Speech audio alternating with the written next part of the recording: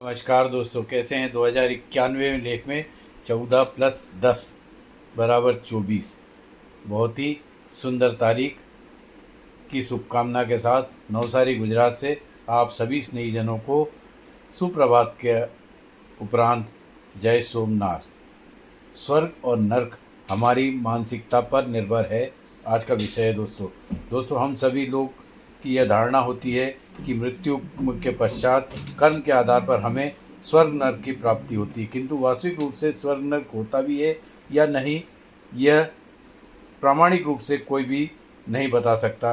किंतु लेख के माध्यम से इस धरती पर स्वर्ग नर्क की प्रस्तुति करने का छोटा सा प्रयास आपके मित्र ने किया है। एक परिवार में भाइयों और बहनों के बीच संपत्ति को लेकर मनमुटाव के उपरांत अदालती कार्रवाई चल रही थी।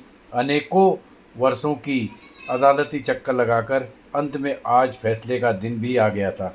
भाई और बहन उत्सुकता के साथ निर्णय आने की प्रतीक्षा कर रहे थे, किंतु मन ही मन सभी विचलित भी थे। परिवार का मुखिया यह सब अपनी पारखी नज़र से देख भी रहा था। मुखिया के भी भाई बहन आज अदालत परिसर में उपस्थित थे और बहुत परेशान थे, क्योंकि इन सभी भाई बहनों ने भी इन भाई बहनों को समझाने का और झगड़े को शांत करवाने का भरसक प्रयास किया था, किंतु नादान भाई बहन अदालती चक्कर में पड़कर आज फैसले के मुहाने तक पहुंच गए थे। घर के मुखिया ने अपनी मानसिक स्थिति बच्चों की देखते हुए अंतिम प्रयास करने का निर्णय लिया। उन्होंने सभी अपने बेटे बेटी, बहू और दामादों को अपने पास बुलाकर बिठाया और कहा, आप सभी भाई बहन, बहनोई और बहुएं आज के बाद एक दूसरे से अलग हो जाओगे। अलग होने के पूर्व मेरी इच्छा है एक दूसरे की कमियां मुझे ज़रूर बताएं।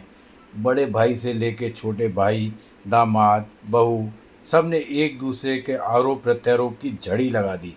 मुझे उसकी यह बात पसंद नहीं थी, मुझे उसकी यह बात पसंद नहीं थी, मुझे यह ऐसा बोलता था, मुझे यह वैसे बोलता था, मेरे को इसने ऐसा बोला, मेरे को उसने वैसा बोला। मुखिया ने उनके बोलते समय एक बार भी उन्हें नहीं टोका। सब लोगों ने अपनी मन की भावना व्यक्त करते हुए भड़ास पूरी निकाल दी थी। तब मुखिया ने कहा, अब तुम सभी भाई बहन एक दूसरे की अच्छाई को बोलकर बताओ। सभी एकदम चुप। तब मुखिया ने सभी भाई बहन, बेटे, बहू, दामाद को एक एक पेपर और पेन लिखने के लिए दे दिया और कहा, चलो बोल नहीं सकते, कम से कम लिख कर तो मुझे दे ही दो।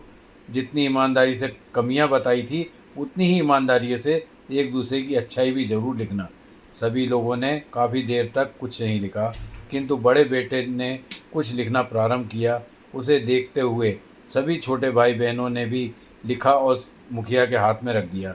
मुखिया ने कहा, अब क्रमानुसार बड़े से लेकर छोटे तक सब अपनी अपनी लिखी हुई अच्छाइयों को भी ज़ोर ज़ोर से पढ़कर सुनाओ। सभी भाई बहन ने एक दूसरे की लिखी हुई अच्छाइयाँ ज़ोर ज़ोर से पढ़कर सुनाने लगे।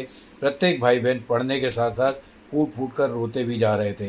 अंत में सभी भाई बहन ने एक दूसरे को कहे गए अपशब्द के लिए एक दूसरे से माफ़ी भी मांगने लगे।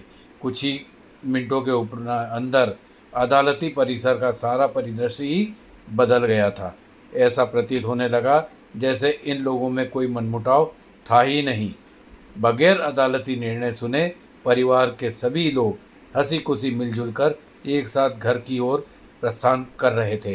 सोमवार की शुभकामना के साथ सभी स्नेहीजनों को कहना है, दोस्तों, कमजोरी और अच्छाई धरती के प्रत्येक मनुष्य में होती है, रहना स्वाभाविक भी है। कटु सत्य के साथ हमें स्वीकारना भी पड़ेगा, इसमें भी कोई नहीं बच सकता, किंतु हमारे स्वयं की मानसिकता के ऊपर पारिवारिक रिश्ते निर्भर करते हैं। हम कमियां देखकर अपने जीवन को नर्क बना सकते हैं या फिर अच्छाइयां देखकर अपने जीवन को स्वर्ग बनाने का प्रयास करते हैं। आप सभी पर ही यह निर्भर करता है। आप सभी धरती पर स्वर्ग का आनंद प्राप्त करने वाले स्नेही मित्रों को नमन, वंदन, अभिनंदन एवं जय सोमनाथ के उपरांत नमस्कार।